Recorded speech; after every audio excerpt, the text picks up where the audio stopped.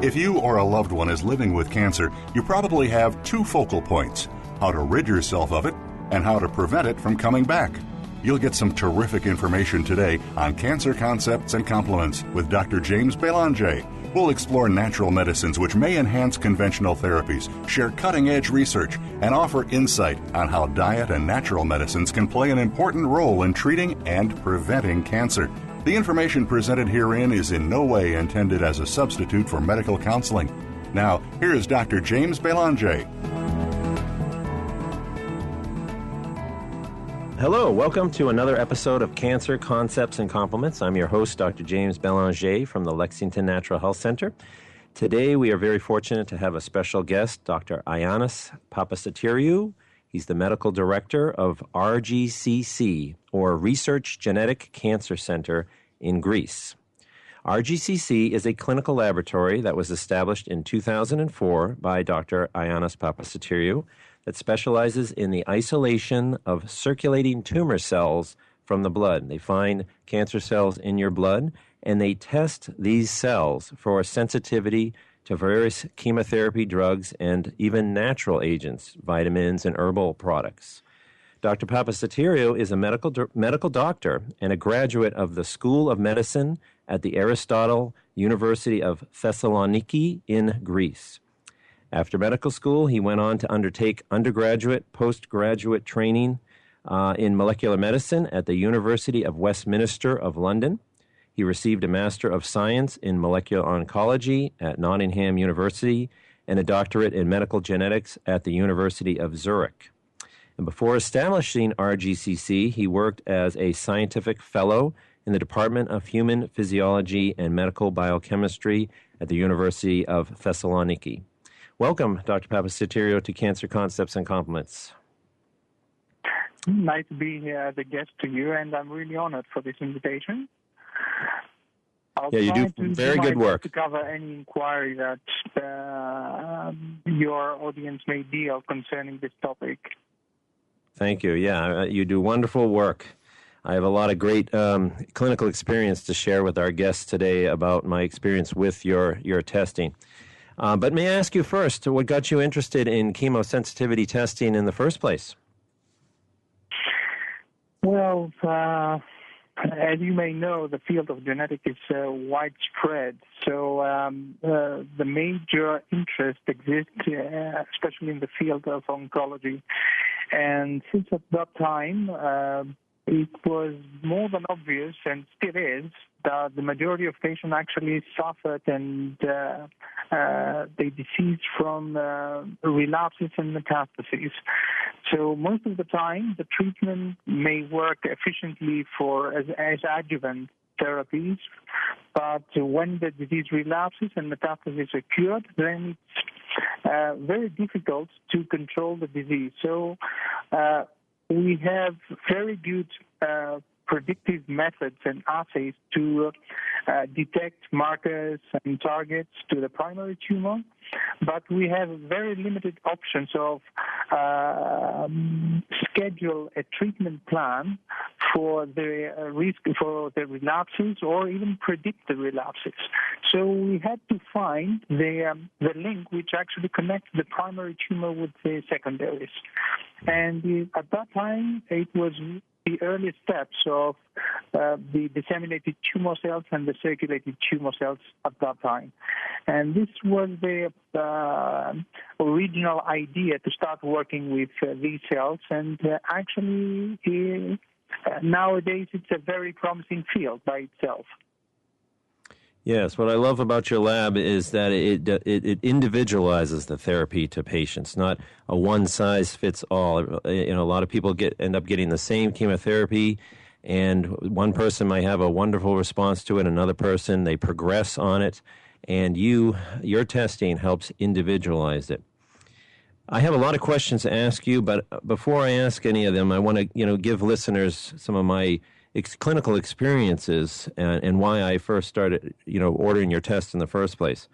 Well, I first became aware of your lab in 2009, and I was really attracted to your chemosensitivity test, isolating the cancer cells from the blood and doing testing for chemotherapy drugs and natural agents.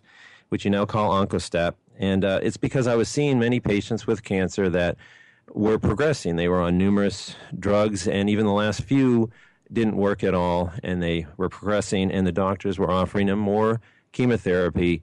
But they weren't too happy about that because the last few hadn't worked at all for them, and it just seemed like they were just guessing and picking some other chemo out of a hat. And so around 2009, I started ordering it and did find some difficulty in getting the doctors to accept it. So it took about until 2010 when my first patient, the doctor actually did do the therapy. This patient was 9 years old and had Ewing's sarcoma, a young girl with Ewing's sarcoma. It's a cancer that's found in the bones, and it had spread to her lung.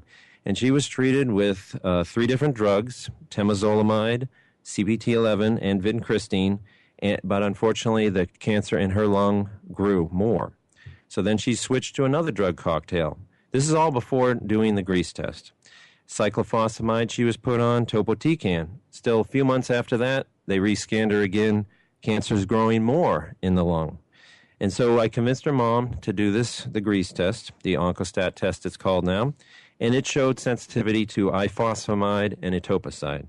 So her oncologist gave her those 2 drugs, and she had enough shrinkage. It actually shrunk this time in the lung, that she was able to have that lung removed, and then had maintenance with ifosfamide and etoposide. And she was free for progression. It didn't last forever, but for about 4 months. But she was able to have the surgery, and it was shrinking for a period of time compared to those other 2 regimens. So that was, very wonderful to see, and it's too bad that it couldn't have been done sooner to avoid those first 2 cocktails that she had. And since 2009 and 10, I've ordered 107 of these RGCC tests, many in patients that had not responded to any previous therapies. And 78% have had responses, either a partial or a complete response.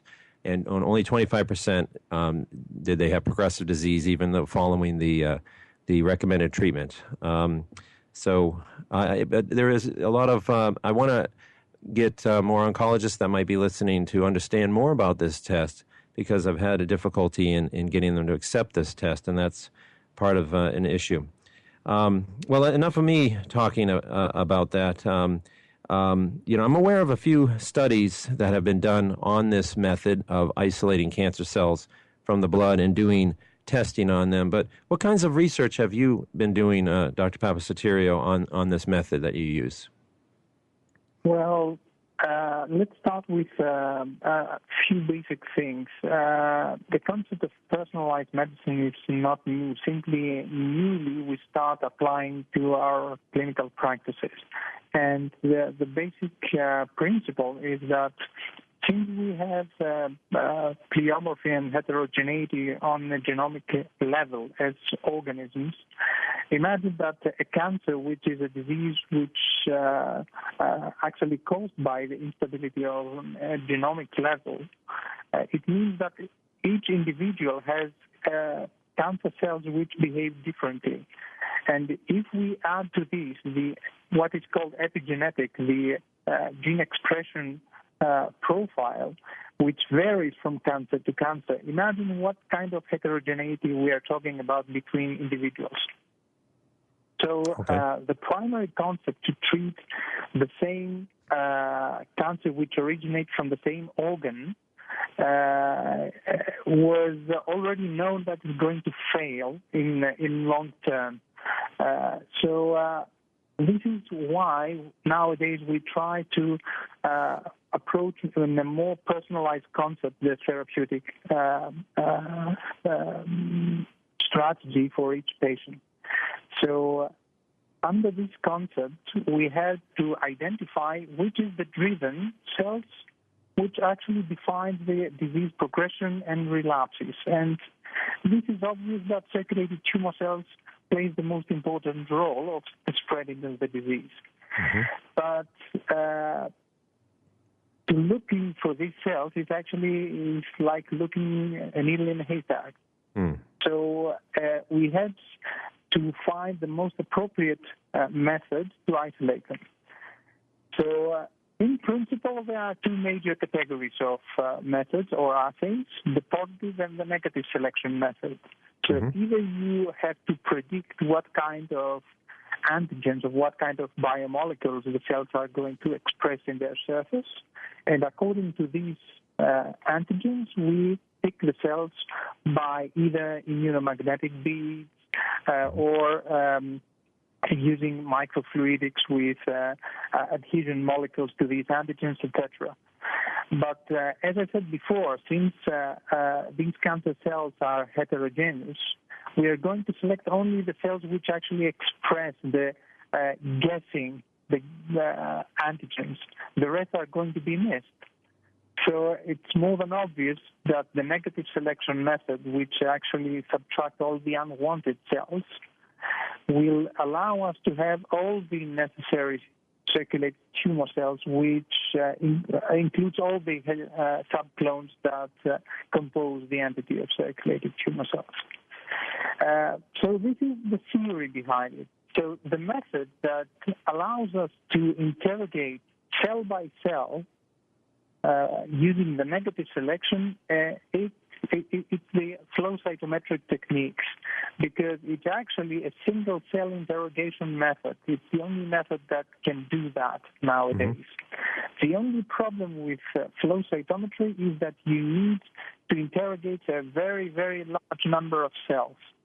But actually, you can deplete the majority of the unwanted cells, like the RBCs, either by using gradient solution like the OncoQuick, which is actually a gradient sucrose solution, which actually depletes very fast the RBCs, and you have the rest of the cells intact.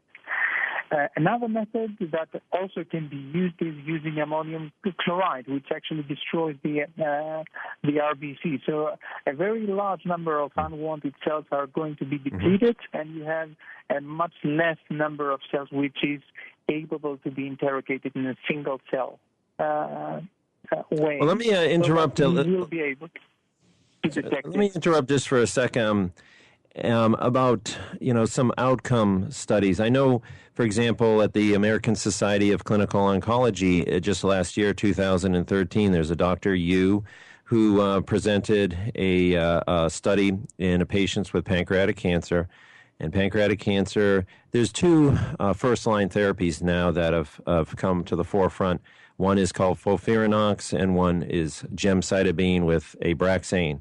And, many of the doctors pick the Abraxane gemcitabine if a patient isn't doing well, if they're elderly, don't think they can handle the FOLFIRINOX.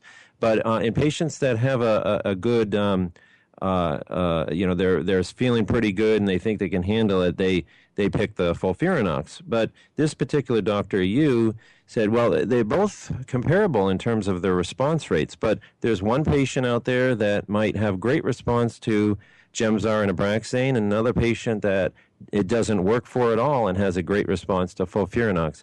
So he did testing off of circulating tumor cells, and he measured expression of a panel of genes that are involved with chemotherapy resistance to help predict who would respond before with the one regimen and who would not respond to that regimen and pick the other regimen. And prospectively, they did find that the prediction was correct. And that was new. And then the International Journal of Cancer in 2010, May 15th issue, also did a study showing that doing this kind of testing can help predict an effective chemotherapy regimen. I know on your YouTube, you have a YouTube video where you mentioned some outcome studies. I know you mentioned some breast cancer, prostate cancer. Anything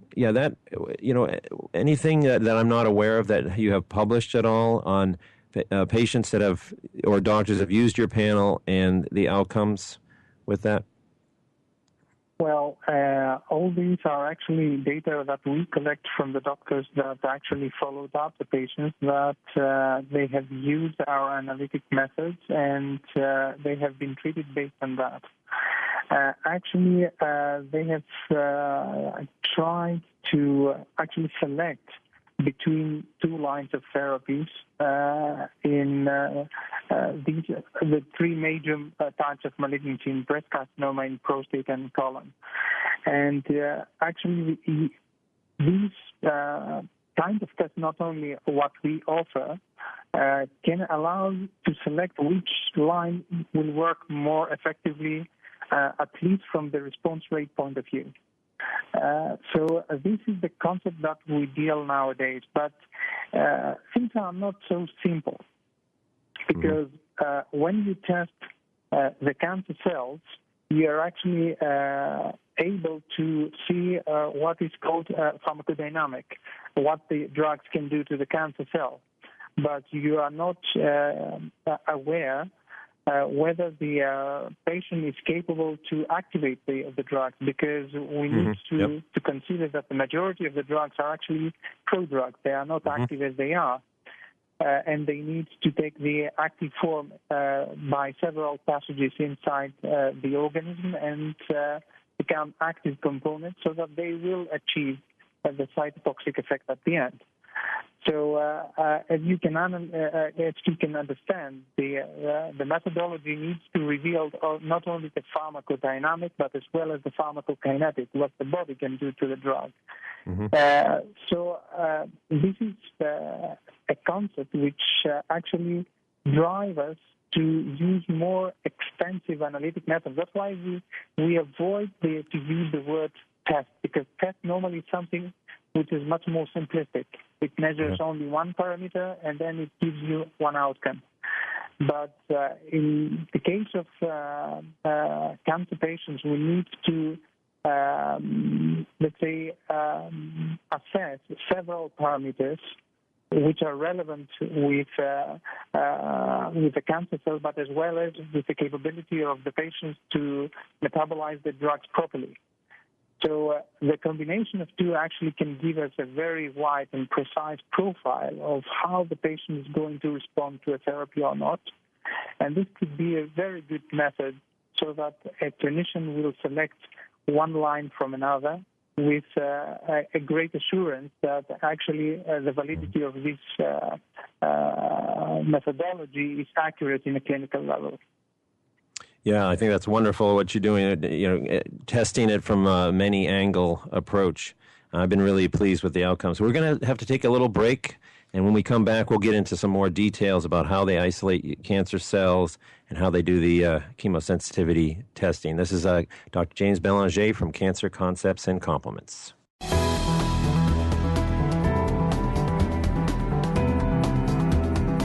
This is Cancer Concepts and Complements with Dr. James Belanger. The information presented herein is in no way intended as a substitute for medical counseling. If you would like to find out more about the Lexington Natural Health Center, please visit lexingtonnaturalhealth.com. That's lexingtonnaturalhealth.com. Now, back to this week's program.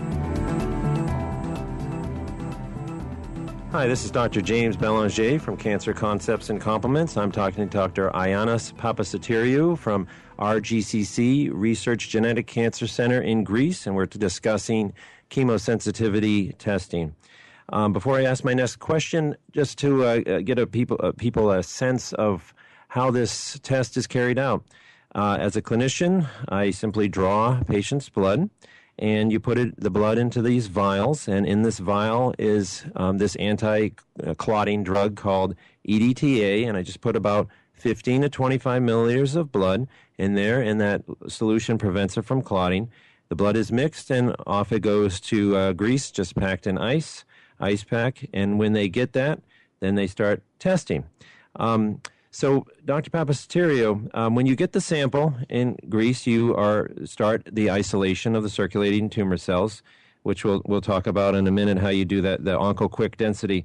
But one question for you: why test cancer cells from the blood instead of doing testing off of tumor samples? There's some researchers and people who feel it's not accurate to test cancer cells from the blood because they only represent a small population of cells, and the isolation it might not be that good. You don't get that many cells in the sample, and then if you're growing them, you're manipulating them, and recommend testing off of tumor tissue instead. Why does RGCC like doing it off of the blood? Well, actually, we have the same questions to answer, and by answering them, this is the reason why we have concluded with the analysis of circulating tumor cells. We need to be aware of few things of tumor biology and carcinogenesis. We know that malignant cells, when they establish the cancer phenotype, they actually grow and they form a colony by what nowadays is called cancer stem cell-like or tumor-initiating cells, which is actually a very small subpopulation. And during this proliferation of these cells, the bulk of the tumor is forming with combination of normal cells like fibroblasts infiltrating the lymphocytes, etc., which compose from the other side the stroma. And the combination of all these cells actually form a lump, which we can touch during auscultation if we could actually detect in that way the tumor. But actually from all these subpopulation of cells, only this small clone of cell is able to grow a tumor from zero. If we take another part of the tumor and we try to expand it, this will not grow a tumor, or if it grows, it has nothing to do with the original tumor inside the patient. This is actually the reason why in previous years, actually 15 to 20 years ago, there were what were known as clonogenic assays. They took samples from the primary tumor and they tried to grow them in solid or even liquid cultivation media, and they exposed the growing cells or the tissue samples, the primary cell cultures, to the cytotoxic agent, but actually they try to see whether the drugs actually kill the cells. Very simplistic and very easy, and it sounds very rational. But as you can understand, as long as we miss this small subclone, which actually drives and regrows the tumor, it's impossible to have a realistic profile of how the tumor is behaving. Now, how this subclone is related with the circulating tumor cell. This subclone is actually the clone which is going to perform what is known as epithelial to mesenchymal transition. These cells are going to change their look and their appearance, and they start to resemble the blood origin cells, so that they will be able to infiltrate inside the lymph nodes and the lymphatics or the vessels and spread to the distant organ. As you can understand, these subclones actually compose at least the vast majority of the entity of circulating tumor cells. And this is how the tumor seeds the distant organ and how it forms microcolonies, even in very early stage. Actually, Weinberg has proved the concept that even in 2 millimeters in diameter, a primary tumor already spreads disseminated tumor cells and circulated tumor cells to the lymphatics and to the systemic circulation. So even the entity of early stage of the disease is questionable nowadays. And we have to consider, like already we know that in breast carcinoma that the disease is actually systemic since the beginning. So these things are very well established nowadays, and we know that these cells which are actually regrow the tumor and the circulated tumor cells are very related entities.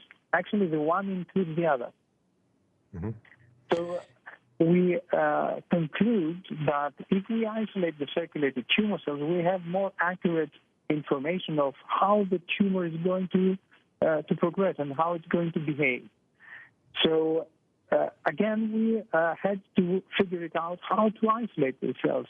And as I explained before, a negative selection method is much more accurate because it gives us all the subsets of the circulated tumor cells, which includes as well the tumor-initiating cells inside. And then we conclude with a very small number of cells.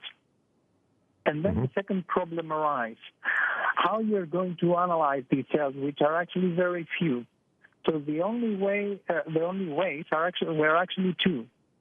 Either we could perform what is called endpoint real-time PCR of all genome, or we have to expand the cells so that we will have enough material to proceed in the analytical method. So the real-time PCR sounds very promising. So what we had tried is we compare the two methods. We conclude at the end that in order to work with the primary material in the PCR method, which is actually the mRNA, because you need to know not the DNA, but actually the expression of the genes. So the primary material was a very, very tiny quantity of mRNA. So in order to have enough material to amplify the whole genome and actually take the analytical method, we have to perform one step, which is called preamplification, which we try to increase the amount of mRNA to a cDNA, complementary DNA, to work with. The problem was that no matter what kind of methodology we have available to perform this preamplification, we actually altered the expression profile in the mRNA level. And the real-time PCR afterwards gives us a very good profile, which has nothing to do with the original profile of the primary circulated tumor cells, which have been isolated. So we actually have a very nice project, which is absolutely very small related with the clinical relevant circulating tumor cells. On the other hand, we have the option to cultivate the cells, which we know that during cultivation we have a very, very increased risk of changing the profile of the cells during cultivation. So to that stage, we have performed test of stability on a genomic and epigenetic level, and we figured out that the cells can grow with stability in epigenetic and genetic level between 7 to 9 days. So the problem was, do we have enough material to work with the cells growing to this period of time, inside this period? And the answer is yes, because the cells are actually growing extremely fast if you handle them as cancer stem cell-like, not as a usual cancer cell line. And actually, we have published for several types of malignancies this March in 2014 the growth curves of these cells, which actually compared with a typical cancer cell line derived from human. And actually, anyone can see there that actually these cells can grow up to 10,000 times faster than a typical cancer cell line. So this allows to have enough cells to work with in this period of 7 to 9 days, and actually to have the information which are related with the primary population which have been isolated from patients, and they are clinically relevant. So that was the second question that we have answered. The third question is that what kind of assay we had to use so that we will say this therapy works and this is not. So to that point, there were, again, two options. One was the original viability assays and cytotoxic assays, as in the past, expose the cells to a cytotoxic agent and see what happens. And the other one is to see what happens in a gene expression profile. At that stage, we decided to use both options. So we split the population in two, and one half went for microcolony assays, microculture assays, and provide them cytotoxic. They actually handle on under of cytotoxic assays treatment, and we saw whether the cells respond after exposure to a specific period of time in microculture, and as well the other half of the primary expanded cells are treated or not treated. Actually, they processed under a microarray profile, which actually the cDNA which derives from the mRNA has been hybridized with the mRNA of the healthy tissue of origin. And then we know from the microarray what the old genome expression profile is, and from the other hand, we have the viability. Someone may ask, this should be very, very complex. Actually, it's not, because the gene expression profile gives us only the level of mRNA. This doesn't mean that the proteins are equally overexpressed or downregulated, because we know nowadays that there's no always linear relationship between those two. So we may have an overexpression of mRNA, but due to post-transcriptional processes that happens inside the cells, the proteins may never have the same profile. So we have to confirm or reject what the gene expression said.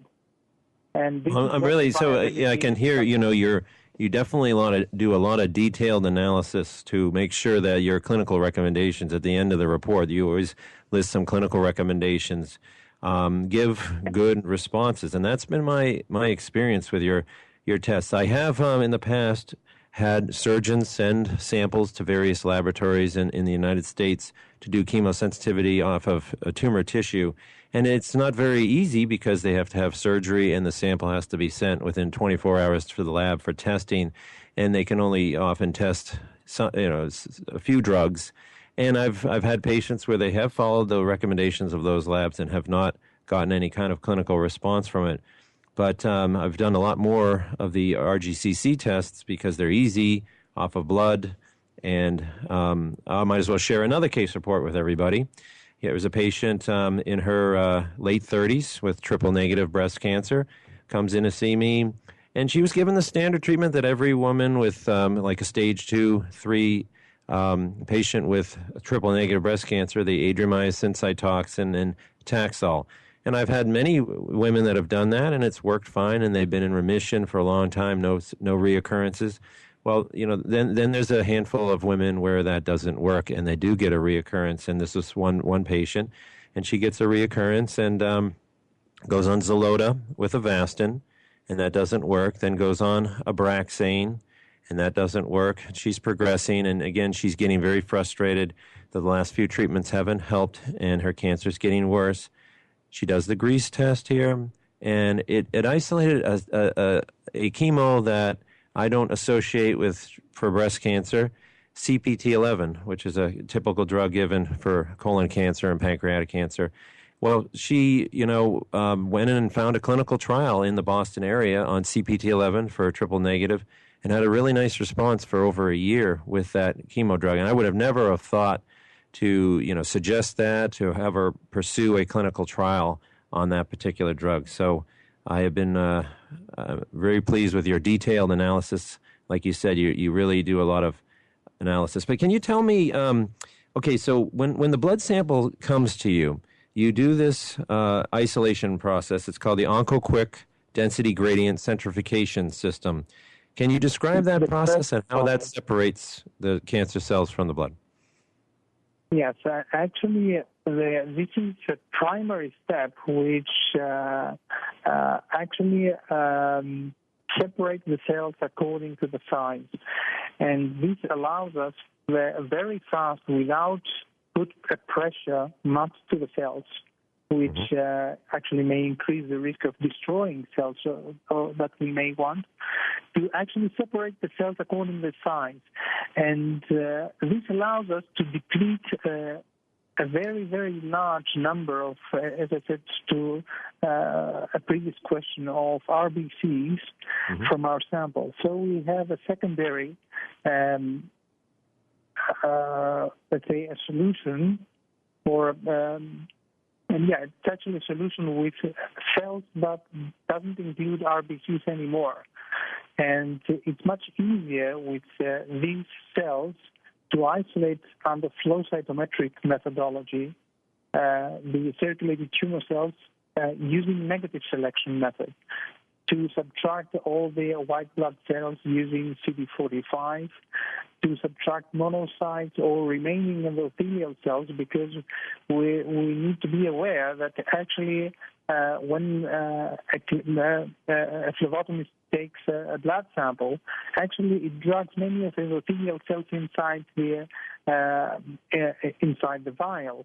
So it means that even these endothelial cells need to be depleted, which they are epithelial origin. They can give you false positive signal on cytokeratins or even EpCAM, and these cells need to be depleted. So CD31 is a very helpful marker which can be used to deplete these cells and at the end conclude with circulated tumor cells without having any cells of blood origin or any other kind. And these cells is a primary let's say material to start the expansion process. Okay, and the OncoQuick system has been studied. There's published articles that people can look up. There's one on PLOS journal in 2012, and then there's another journal, ACTA Oncology 2011. I've got to take another break, Dr. Papasotiriou, and when we get back, we can talk a little bit more about the actual testing for percent cell death of the cancer cells. This is Cancer Concept and Complements.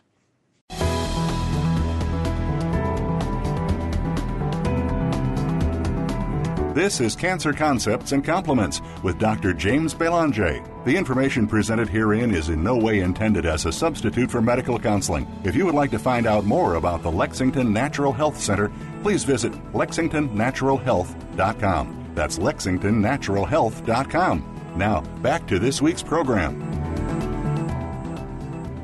Okay, this is Cancer Concepts and Complements. I'm your host, Dr. James Belanger, and I'm speaking with Dr. Ioannis Papasotiriou from RGCC Clinical Laboratory in Greece. And we were just talking about how they isolate these cancer circulating tumor cells, they're called, from a blood sample using the OncoQuick density centrifugation system, which has been studied as a good way. Now, there's other methods, Dr. Papasotiriou, and one common one in the United States is CellSearch, that is FDA approved as a way of isolating circulating tumor cells from the blood.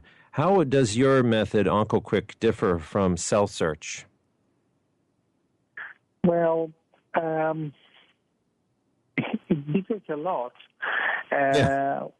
because it's a typical positive selection method, because they use few markers which we expect to be expressed from the circulated tumor cells.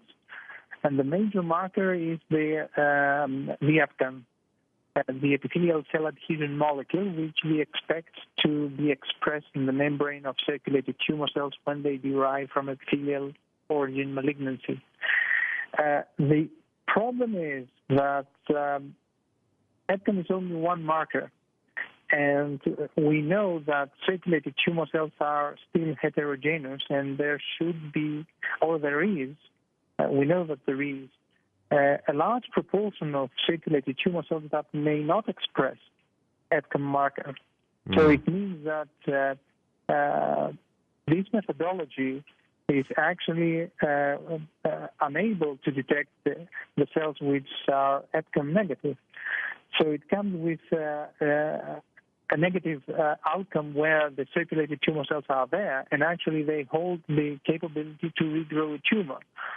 And this is something that we have noticed, and also CellSearch have noticed. And I know that they do a lot of efforts to improve the specificity of their method by recruiting additional markers, because preliminary, since they have chosen that the method of selection should be positive, the only way to follow afterwards to increase the specificity is to recruit more markers. But still, you will not be able to pick up all the spectrum of circulated tumor cells, and always you will lose subclones that may be clinically relevant with the disease progression. So, well, that's what I've found. I've ordered the CellSearch on people, and it comes back negative. They're not finding any circulating tumor cells. And then I've ordered your test, the OncoQuick, and it does find the cancer cells in the blood. So, yeah, that's what I've read too. That it's missing those EBCAM negative cells, right? So, yeah. Yeah. So the next question I want to ask. So now you get the cancer cells out of the blood, and you grow them in these wells, and then until you have enough cells, and then you add various chemotherapy drugs or natural agents to these wells, and then you measure percent cancer cell death. And that tells you if the drug is sensitive or not. Can you tell me what's the method that you use to measure percent cancer cell death in these, since you're not using the clonogenic assay? No. Actually, what we try to do and what is happening is that we use let's say, specific dyes which actually detects the external part of phosphatidylserine. It's a method which shows which cells are entering, or they start the process of cell death, of apoptotic cell death. Mm-hmm. And this is a very, very accurate method because it's very rapid. It works after almost 24 hours of exposure, and it works in a very small number of cells. And this is used also in flow cytometry, but as well it works in a well plate format, and it gives us very, very rapid and accurate and linear results. So, like, you're using the PI and HO fluorescent dyes? No. PI is propylium iodine. Yep. And propylium iodine actually bonds to the double-stranded DNA. It's a very old dye, which is used mainly for detecting the cell cycles nowadays. But dyes that like drug 5 is a very sensitive dye which detects the phosphatidylserine to the outer surface of the cellular membrane, because we know that when the cells are entering to apoptosis and then they lead to that direction, they externalize the phosphatidylserine to the outer area of the cell membrane. So these kind of dyes, which are tandem dyes nowadays, and they are much more accurate, and it gives us a very good signal without a spillover of the signal. So we have very, very accurate methods and dyes nowadays to perform these kind of assays.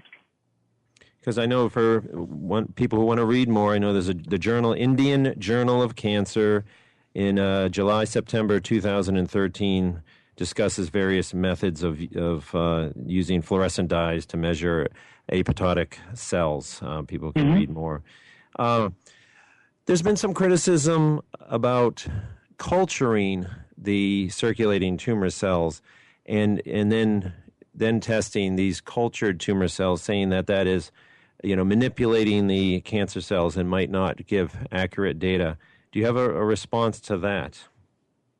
Yes, actually, as I said, this is a question that we have to answer because it was something that caused us put us in trouble. And what we have done is that we try to grow, and we grow the cells using several culture media, and this is the method at the beginning when we conclude to the original culture media that we use nowadays.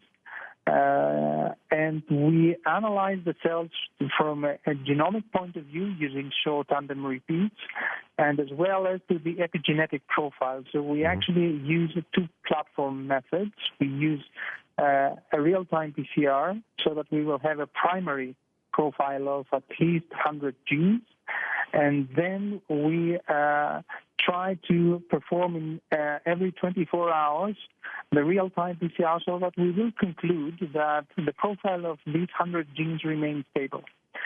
So at the end, we conclude that the STRs remain stable in a time limit of growing between 7 to 9 days. So we know that when we expand the cells in this period of time, the genomic and the epigenetic profile of the cells is not shifted. So we could grow the cells safely in this period, and all the analytical methods that we can apply in these cells are similar with the original population that we have isolated from a patient. So they are clinical relevant. If we try to perform the same analytical method after this period of 7 to 9 days, then yes, we deal with a tremendous increased risk of actually manipulate the cells and have irrelevant data. And this is the reason why all the analysis needs to be finalized in this period of 7 to 9 days, no more, after the starting the process of the cell. Interesting, yeah. So in addition to testing actually the drugs themselves, then you go the step further, like you mentioned, using RT-PCR and DNA microarray to actually test for gene targets and upregulation and downregulation to also help as a second way, right, of determining if a drug is effective. For example, taxanes interfere with tubulin, and the vinca alkaloids interfere with this substance called tubulin in cells, and you measure tubulin expression, and if it's upregulated, that often is inversely correlated with response to taxanes or vinca alkaloids. So you also do that additional testing too to help predict if a drug's going to be useful or not, correct? Yes, that's correct. You give a very good example, because the two drugs actually, as targets, they target tubulin. Mm-hmm. The only difference is that the alkaloids of vinca doesn't allow the polymerization of the dimer of tubulin A and B, mm-hmm. so that we will not have the formation of microtubules. Where the taxanes, on the other hand, actually, again, they bond to a different site of the proteins of tubulin in order to stabilize the spindle. So they actually act a step a little bit later than the alkaloids of vinca. And this is something that the microarray or gene expression profile assays may never show us any indication. Yep. So this is why the viability assays, as a secondary and additional methodology, provides us a much more accurate profile. And this is the reason why we use two platforms, so that the usage of both of the microarray and the culture, the cytotoxic assays, provides us much more accurate profile of how the cells are behaving after treatment, and whether they have resistant phenotype or they are resistant to these therapeutic options. Mm-hmm. Yeah, that's what I like, because in the U.S. here, there's one lab that basically does testing for tubulin and, DHFR and thymidylate synthase and all these other things to predict if a drug is going to be effective or not. You're doing that. And then there's another company in the U.S. that measures the actual drug and percent cell death, and you're doing that as well. So you're combining the two methods. Well, I'm running out of time, and I want to thank you for being on the show. And I want some closing notes here is that a patient, or if a doctor is listening, I mean, some people feel like, they want to see more science on this, and it's certainly, you're doing a lot of excellent science, and it's coming. But the way I take it is there are numerous regimens being offered. Like I mentioned, we got pancreatic cancer. There's 2 regimens that are showing pretty equal efficacy as a whole, but there might be one regimen that works better for one person and another person, a different regimen. And the same thing goes with colon cancer. There's FOLFOX and there's FOLFIRI. Which one do you start with? Which one's going to work better for that individual patient? Or a patient that has a reoccurrence and is going through a second-line therapy like ovarian cancer, once they become resistant to platinum drugs or taxanes, they're offered a whole host of drugs from Doxil to eribulin, to hormone lowering aromatase inhibitors. Which one's going to be the best for them? And you can't group everybody as a whole and just pick based on statistics. There's people that certain individuals, and this test I encourage people to have done and doctors to order it. It's not like we're saying to just pick something that's never ever been tested before, but if you have a list of potential treatments to offer the patient, this test has been very useful for me clinically to help direct person towards that one therapy for them rather than something else that their test is showing resistance. So thank you for your great work, Dr. Papasotiriou, and for being a guest on the show. This is Dr. James Belanger from Cancer Concepts and Compliments. Yeah, thank you as well. Thank you very much.